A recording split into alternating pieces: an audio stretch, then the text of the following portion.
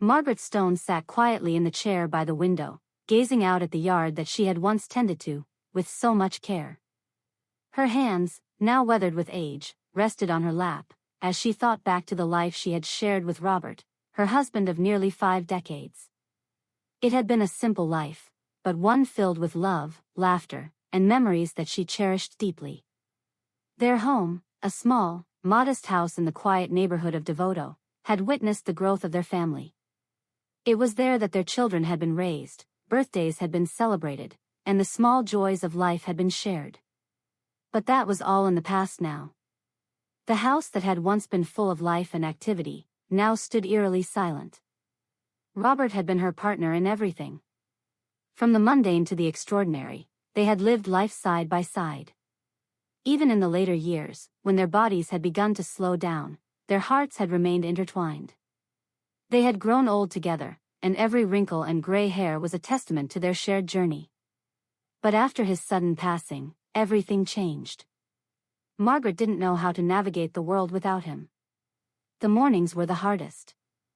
Every time she woke up, she instinctively reached for Robert, only to find the space beside her empty. She had once felt so certain of her place in the world, but now she felt lost, adrift in a sea of grief. She sat in the same chair by the window every day, her thoughts wandering back to those peaceful, quiet years, with him. But as time passed, she began to feel something she hadn't expected, loneliness, deep and suffocating. Her children, Claire in particular, had started to notice her silence, the way she seemed to fade into the background. They began calling more frequently, asking her to take care of herself, to eat, to take her medicine. But Margaret was no longer sure if she could do that. She was no longer sure of anything. Her life had always been intertwined with Robert's, but now, without him, she was forced to find her way again. Yet, every step felt like walking through a fog, every action weighed down by the absence of his presence. Her world felt smaller, quieter, until it became too much for her children to ignore. The phone calls from Claire grew more frequent in the weeks following Robert's funeral. At first, Margaret answered them with a quiet, yes or no, providing the bare minimum of information, to reassure her daughter that she was okay, though she wasn't. Claire, who lived in Palermo with her husband David and their 2 young children, Lily and Ethan, didn't buy it. Margaret knew this. She could hear the concern in Claire's voice, even when her daughter tried to sound upbeat. One afternoon, Claire called, her voice laced with an urgency Margaret hadn't heard before. "Mom, are you okay? You're not answering my messages, and you're not picking up the phone. We're coming to visit this weekend, all right?" Margaret sighed, feeling the pressure of the constant questions. She didn't want to be a burden, didn't want to add any more weight to the shoulders of her children, who already had so much to handle with their own lives. But the truth was, she was struggling. Deeply. "It's just that. I'm fine, Claire. Just a little tired, that's all." But her voice betrayed her, the cracks in her facade widening with every passing day. What had once been a life filled with purpose, a life devoted to her family and her work, now seemed like an endless series of monotonous days that bled into one another. The house that had been their home, her home, was no longer hers to define.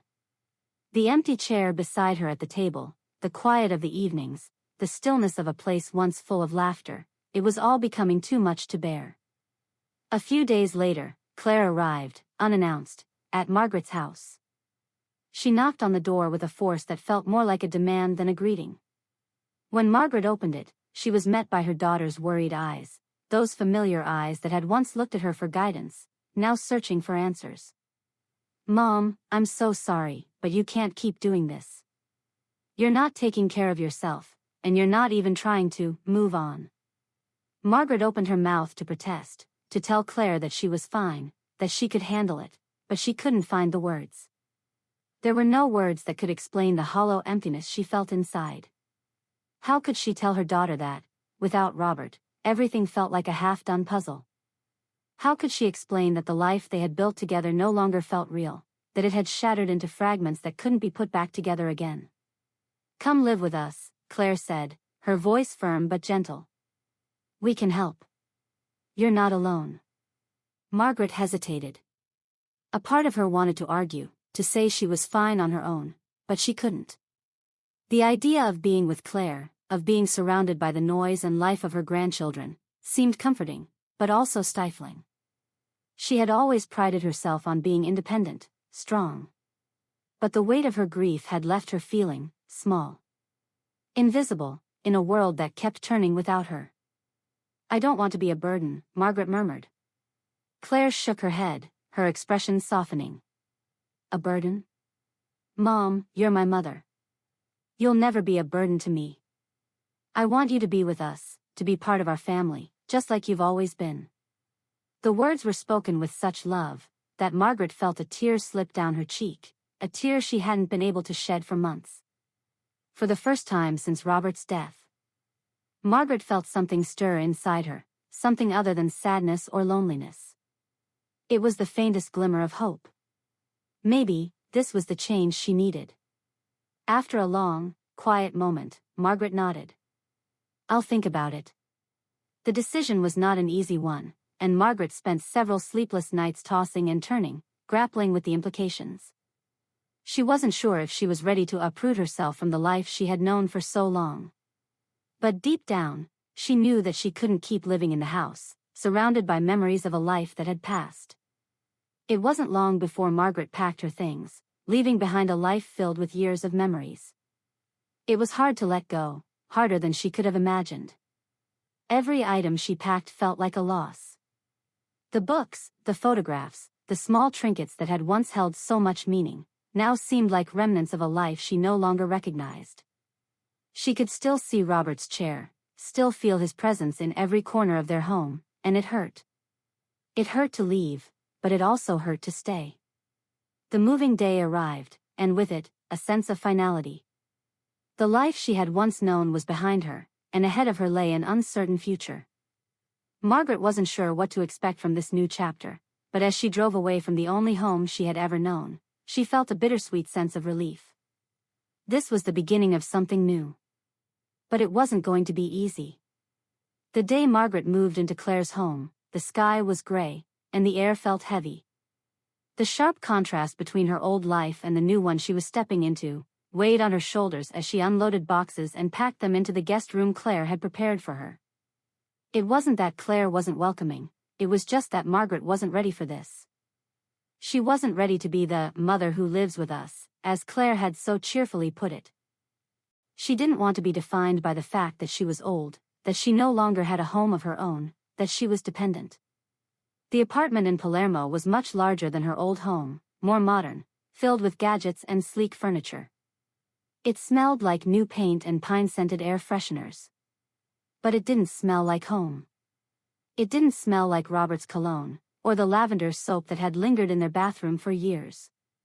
This place was unfamiliar, sterile. And the silence here was different. It wasn't the silence of peace, it was the silence of too much change, too much noise, that had replaced the quiet comfort she once knew. When Margaret stepped into the room that would now be hers, she felt an instant pang of loss. It wasn't much, a small room at the back of the apartment, with no windows. A skylight let in a harsh, unnatural light that didn't feel like sunlight.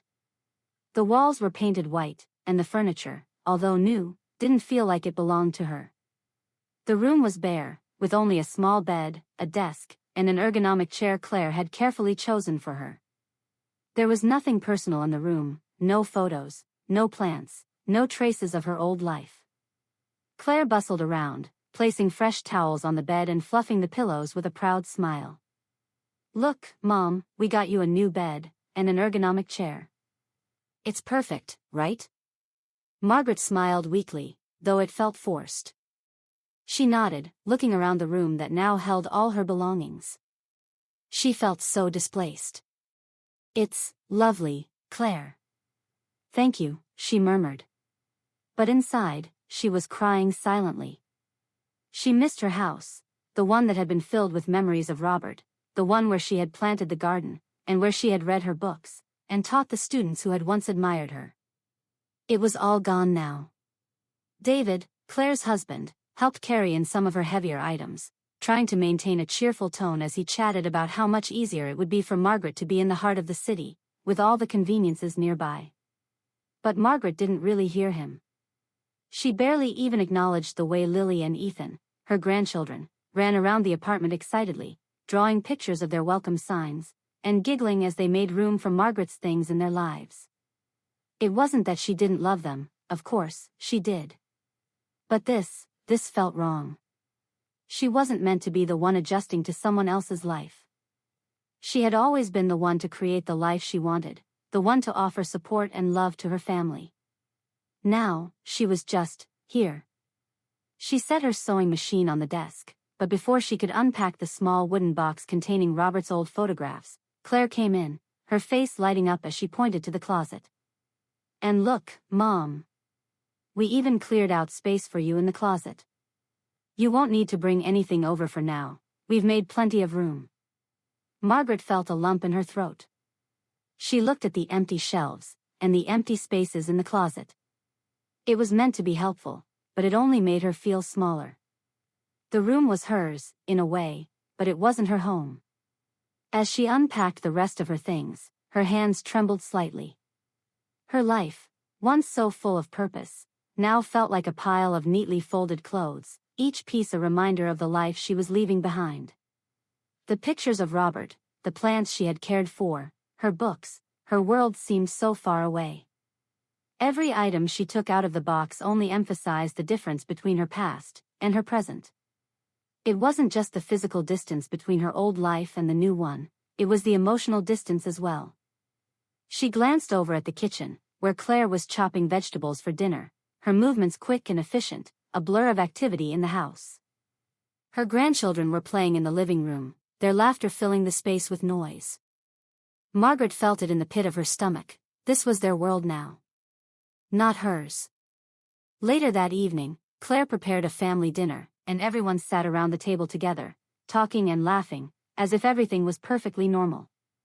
Margaret smiled at her grandchildren, who were eagerly telling stories of their school day, but the smile felt foreign on her face. She didn't belong here, in this scene, this family dinner where she had once been the center of attention. Now, she was just the guest, the one they were helping. As they ate, Margaret sat silently, listening to the chatter, trying to be present. But every word felt like it was in a different language, a language she no longer understood. She longed for the quiet evenings with Robert, for the intimate dinners they had shared, just the two of them. She longed for the simple comfort of being needed in her own home. That night, as the house grew quiet, and the last of the dishes were put away, Margaret sat on her bed, staring at the small box of photographs.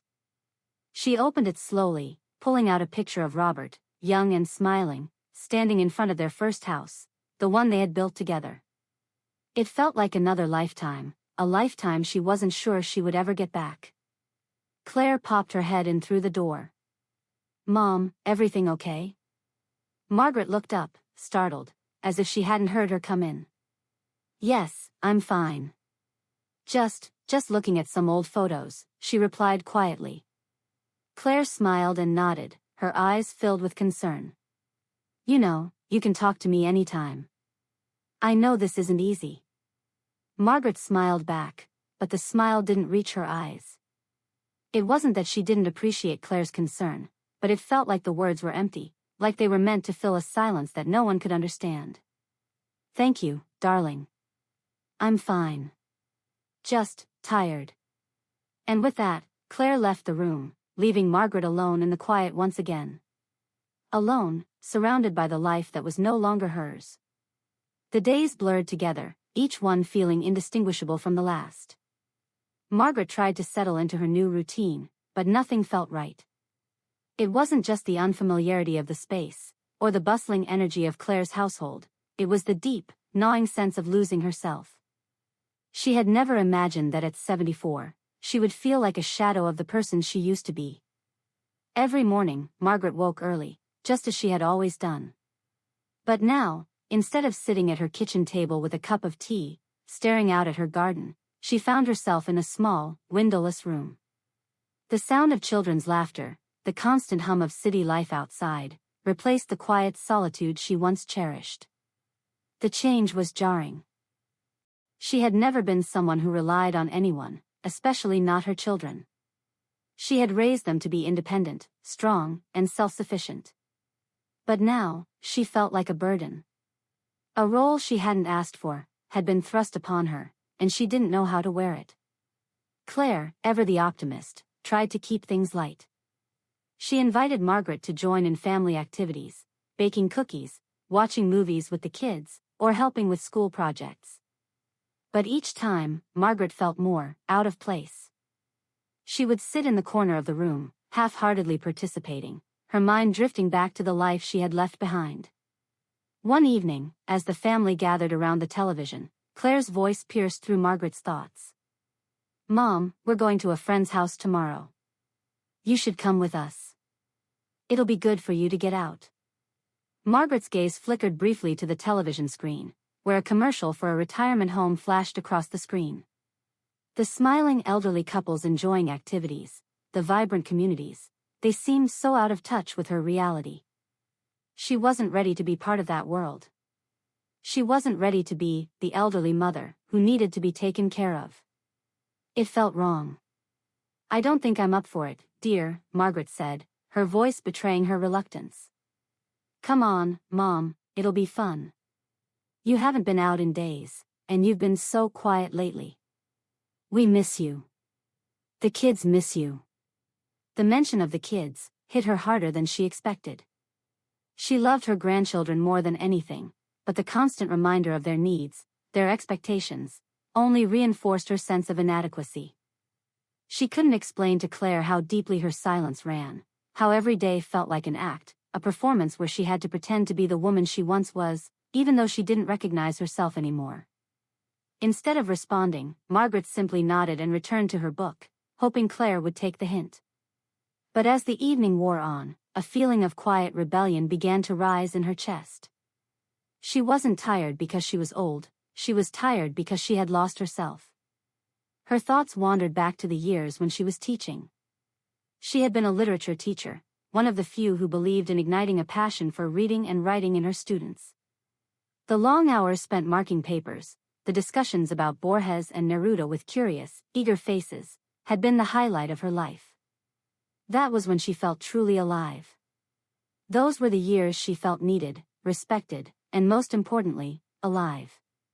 Now, she couldn't even remember the last time she had picked up a book for pleasure. Instead, she found herself scrolling through social media on Claire's phone, aimlessly watching cooking tutorials and decorating tips, things she had no interest in. But it kept her busy, kept her from facing the gaping hole inside her. One afternoon, as Claire and the children went out for a quick errand, Margaret found herself alone in the apartment. She sat on the couch, staring at the walls, feeling a deep ache in her chest. She wasn't sure what hurt more, the loss of Robert, the loss of her home, or the feeling that she no longer had a place in her own life. It was then that her eyes fell on a small, framed photo on the shelf, one of Robert and her, taken years ago at a family gathering. They had been so young then, so full of dreams and plans. The picture captured a moment of pure joy. She could almost hear Robert's laughter in the background, his voice teasing her, making her feel like the center of his world. Now, the photo felt like a relic from a time she could never return to. Margaret picked up the photo frame and stared at it, her fingers tracing the glass. She had spent so many years helping others, giving her time and energy to her children, to her students, to her community. But somewhere along the way, she had lost herself. In the process of caring for everyone else, she had neglected the person she had been, Margaret Stone. The woman who once had dreams of her own. The woman who had lived a life of passion and purpose. Tears welled up in her eyes, and for the first time since Robert's death, Margaret cried. She didn't cry because she missed him, though she did. She cried because she missed herself. She cried because she didn't know how to be this version of herself, the one who depended on others for everything. That evening, Claire returned home to find Margaret sitting in the living room, still holding the photo frame. Her face was streaked with tears. "Mom, what's wrong?" Claire asked, kneeling beside her. Margaret wiped her eyes quickly, embarrassed. I don't know who I am anymore, Claire. I don't recognize myself. I'm just here. I'm not who I used to be, and I don't know how to get back to her. Claire took her hand, her expression softening. You're still the same person, Mom. You're just going through a tough time. But you'll find your way again. I know you will. Margaret nodded, though she wasn't entirely convinced. Claire's words were meant to comfort her, but they only served to remind her of the gap between what she was feeling and what Claire thought she needed. Margaret didn't just need comfort. She needed to reclaim her own identity, her own voice. She needed to rediscover the woman she had been, before everything had changed. That night, Margaret lay in her bed, staring at the ceiling. She thought about the times she had been happy, truly happy. She thought about the classroom, the books, the quiet mornings spent in her garden. She thought about Robert, and how he had always believed in her. She had to believe in herself again. And just like that, a spark of determination lit within her. She wasn't ready to fade away into the background of her family's life. She wasn't ready to be a mere spectator in the story of her own life. If she was going to find herself again, she would have to take the first step, no matter how difficult. The first step came unexpectedly. One afternoon, after a long and exhausting week of adjusting to her new routine, Margaret was sitting at the kitchen table, sipping a cup of tea, when Claire walked in with a piece of mail. It was a flyer for a community center in the neighborhood. Claire tossed it casually onto the table. Mom, look at this. They're offering a creative writing class starting next month. It might be fun for you. You've always loved writing. Margaret stared at the flyer for a few moments, the words blurring in front of her eyes. A creative writing class. It had been so long since she'd written anything more than a shopping list, or a note to a friend. She hadn't even realized how much she missed it, until now. Writing had been her escape, her way of expressing everything she couldn't say out loud. She had taught literature for years, guided her students through the works of great authors, but she had long forgotten what it felt like to create her own stories. For the first time in a while, she felt a flicker of interest. It was the smallest spark, but it was enough to make her take a second look at the flyer. Maybe, this was the start of something. Maybe, just maybe, it could be her first step toward reclaiming a piece of herself. That evening, after dinner, Margaret slipped away to her room. She sat at the small desk by the window, a pen in her hand, staring at the blank piece of paper in front of her. The quiet was deafening. Claire and the kids were out in the living room, and the sounds of laughter drifted through the apartment. But in this small, dimly lit room, Margaret was alone with her thoughts. She hesitated, unsure of what to write. It had been so long since she'd put pen to paper, and the words felt foreign to her now. But then she remembered something Robert had once told her. The hardest part is starting. The rest will follow. With a deep breath, she began to write. At first, the words were awkward, clumsy, even, but they flowed. Slowly, they began to make sense. She wasn't writing a masterpiece, she was just writing. And it felt good. It felt like a reminder of who she had been, the woman who had once taught the power of words, the woman who had shared stories and poems with her students, the woman who had once dreamed of writing her own book. That night, Margaret wrote for hours. When she finally stopped, the pages in front of her weren't filled with complete thoughts or structured narratives, but they didn't need to be. The act of writing itself was enough. It was the first sign of change, the first step toward finding herself again. The next day, Claire noticed the papers scattered on the desk when she came in to check on Margaret. "You've been writing?" Claire asked, her voice filled with surprise and curiosity. Margaret looked up, a small smile tugging at her lips. "Yes, just a little. It's been a while since I've done something like this." Claire sat down beside her, peering at the pages. "Wow, Mom. I didn't know you were still doing this. You should definitely take that class. It's a perfect opportunity." Margaret felt a wave of warmth at Claire's words.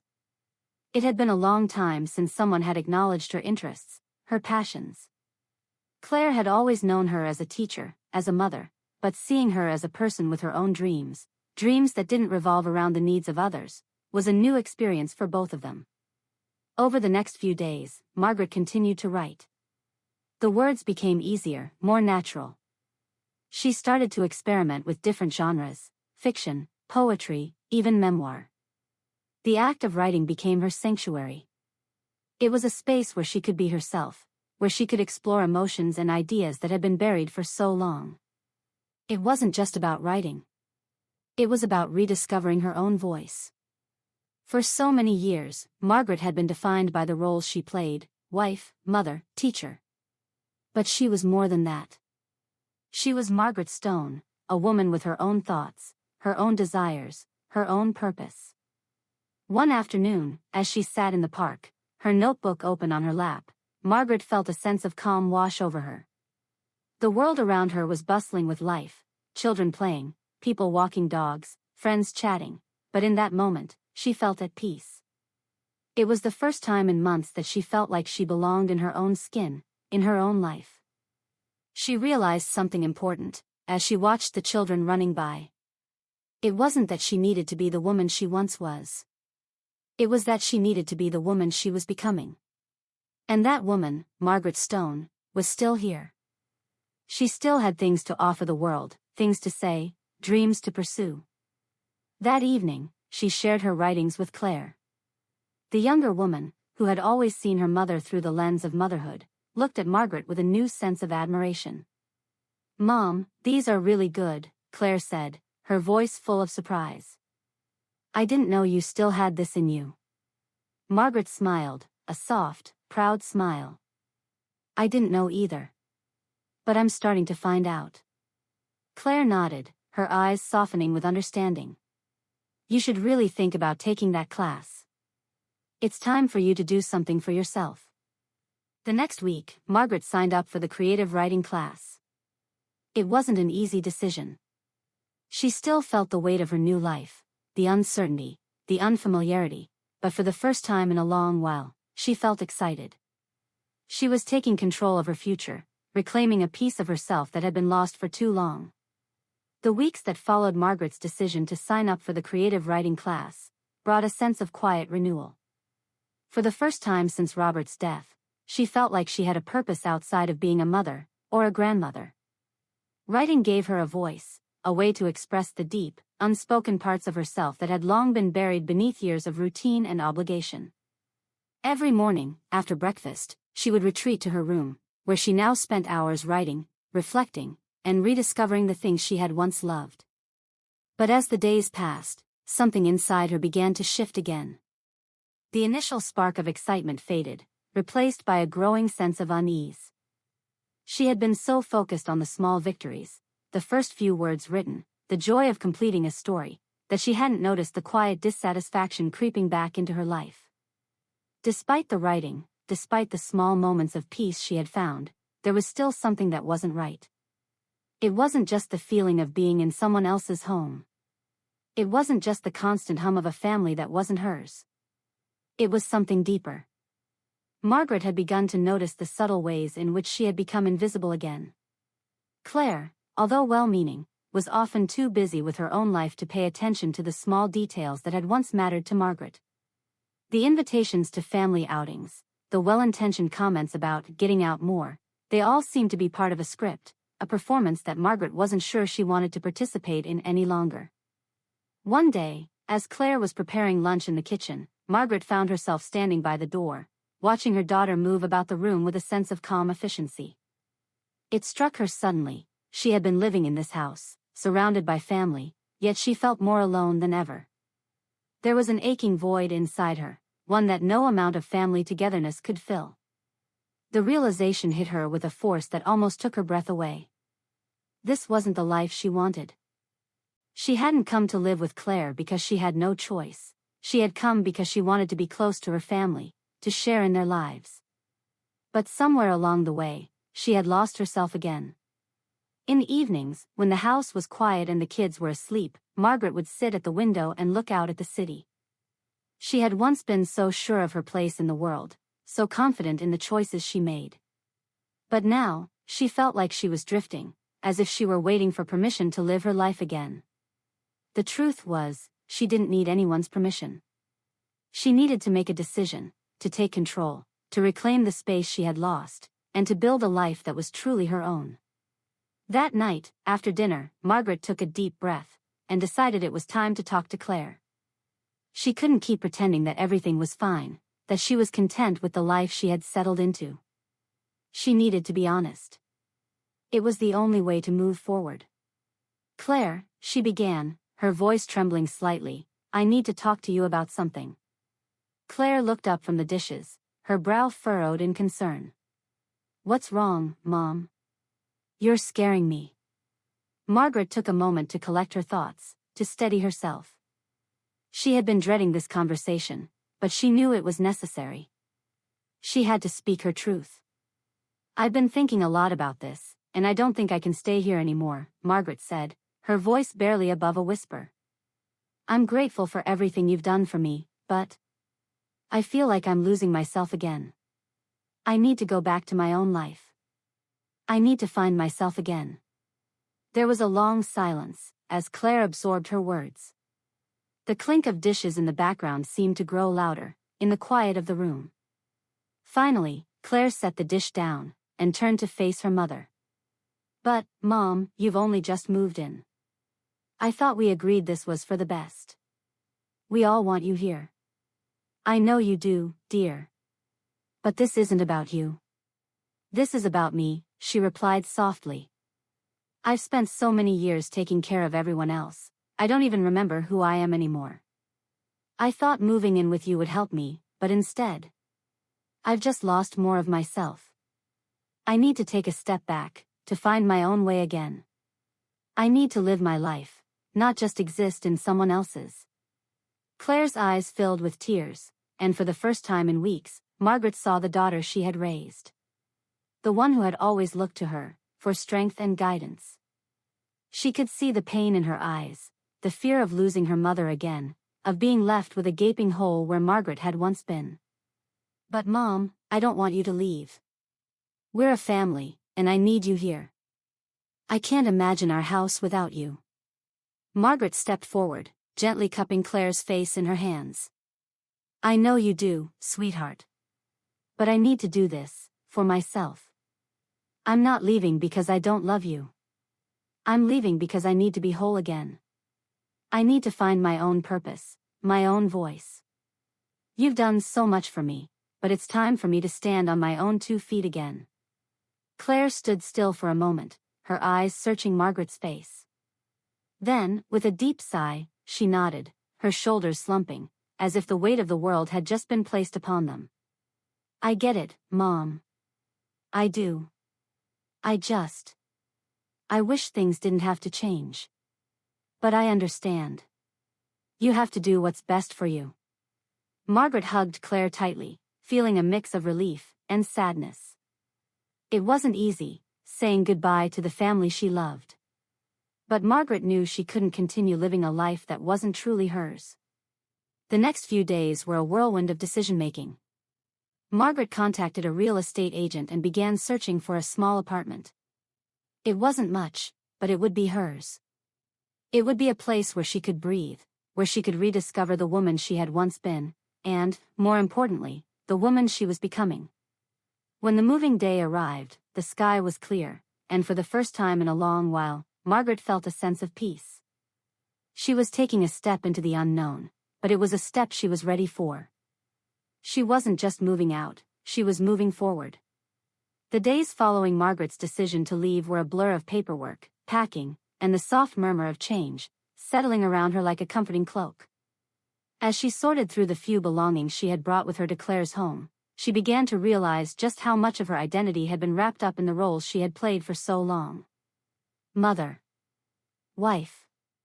Teacher. But what was left of Margaret Stone, the woman who had lived before all those titles?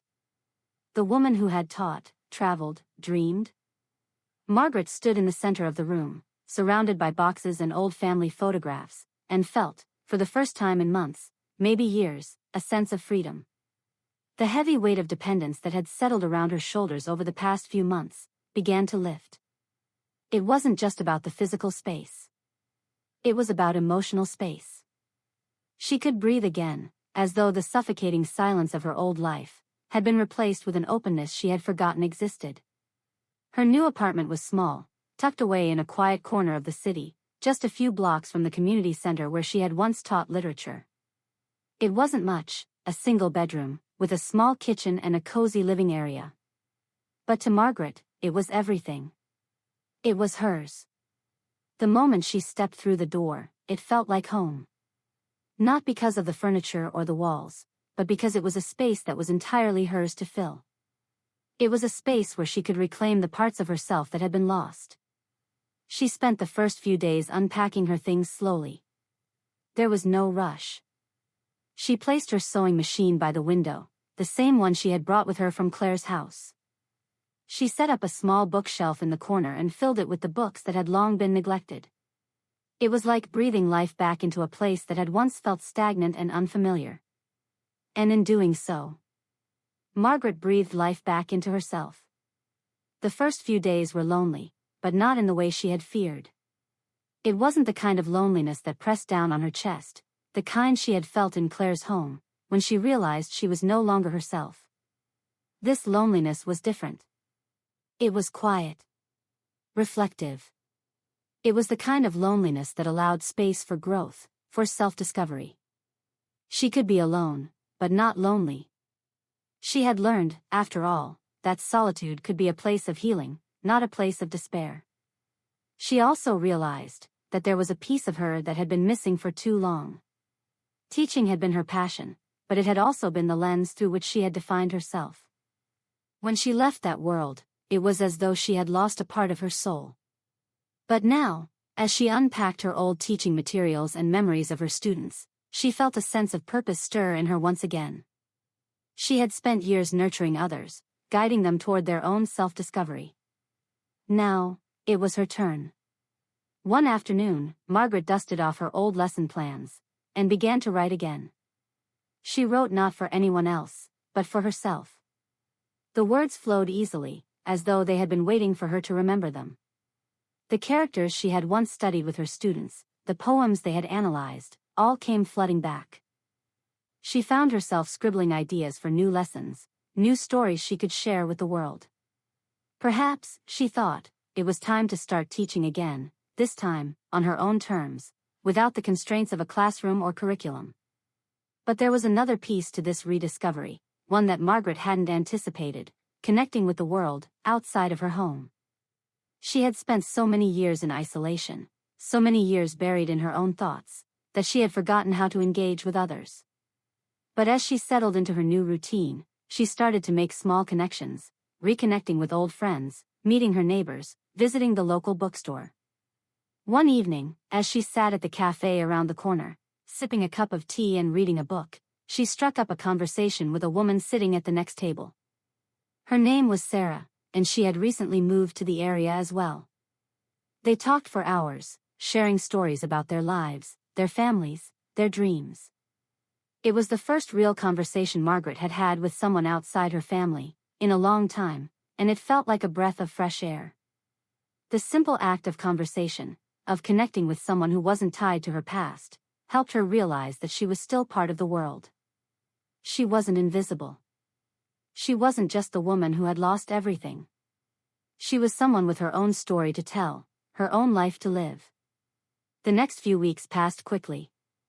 Margaret enrolled in a local creative writing class, just as she had promised herself she would.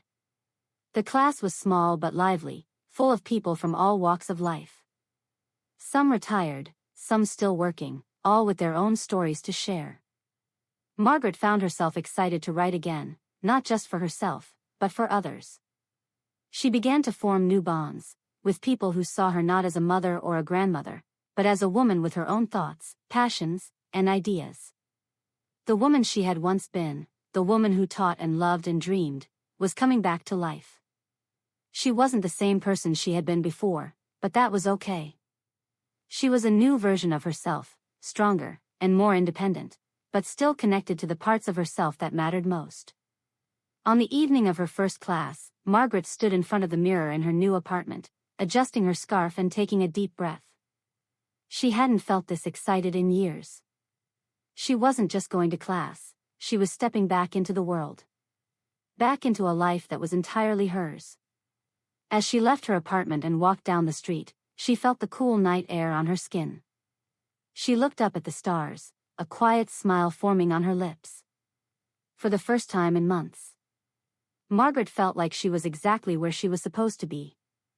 When Margaret first moved out, she knew there would be a shift in her family dynamic, but she hadn't anticipated how deeply it would affect Claire. The days following her departure were filled with quiet tension.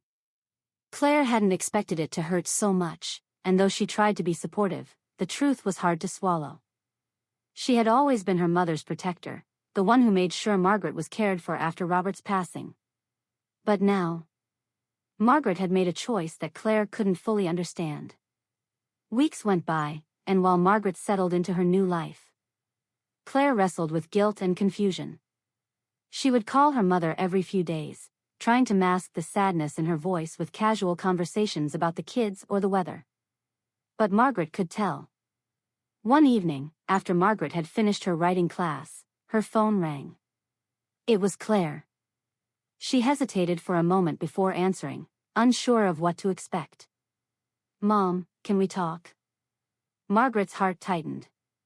She had missed the sound of Claire's voice, more than she cared to admit.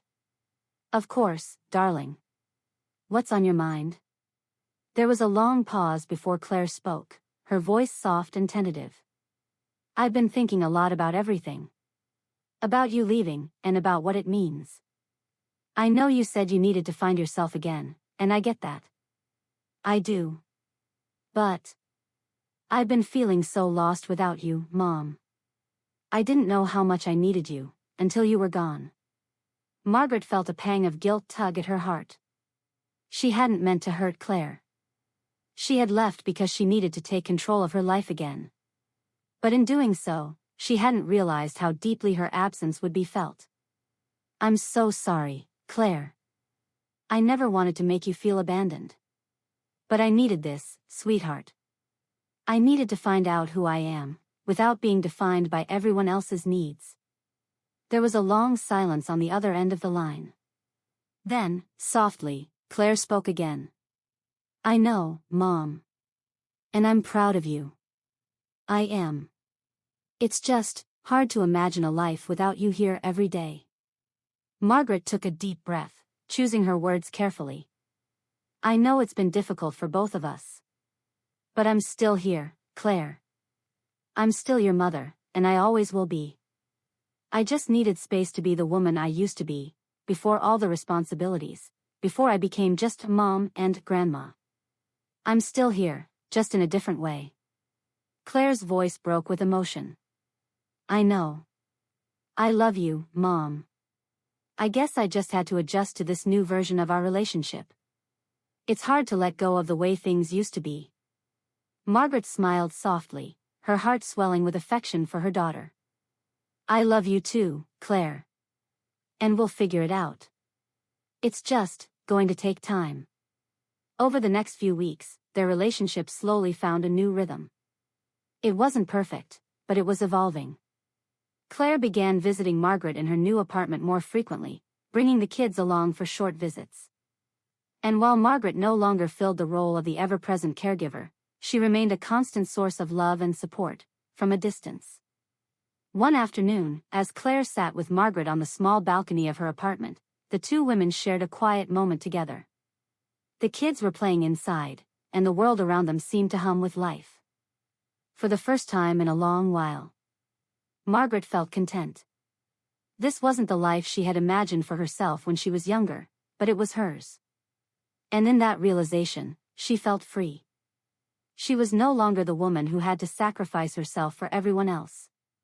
She was Margaret Stone, a woman with her own story, her own dreams, and her own future.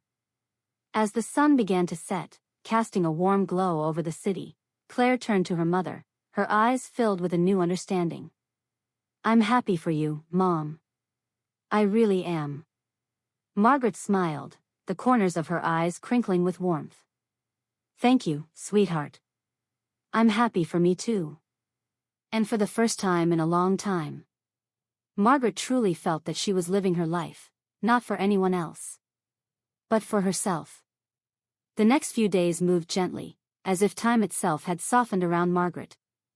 She still had moments of loneliness, of grief, of missing Robert, and the life they once shared. But now, those moments came with less weight, less sharpness. They were memories, not chains. In her new apartment, Margaret found comfort in the small things. The rustling of leaves through the open window, the laughter of her neighbors' children in the hallway, the quiet hum of her kettle as she brewed her morning tea. She began each day with writing, not out of obligation, but from joy. She wrote short stories, reflections, even poems, many of which she shared with her writing class. To her surprise, people connected with her words. They felt the truth in them, the tenderness, the ache, the resilience. Margaret Stone, at 74, was finally becoming the writer she had once only dreamed of being. She wasn't doing it to prove anything. She wasn't doing it for recognition. She was doing it for herself. And perhaps, that's what made it beautiful. One evening, she stood at her window, watching the city lights flicker below. Her notebook rested on the windowsill, her pen between her fingers. She thought of Robert, and smiled, not with sorrow, but with gratitude. She had loved deeply. She had lost deeply. And now, she was living deeply. Margaret had spent so many years giving love, time, care, patience. Now, she was finally giving back, to herself. She whispered softly into the night air, a promise, a declaration. "I'm still here, and I'm not done yet." The wind carried her words into the stars. And in the quiet that followed, Margaret Stone stood tall. A woman whole again.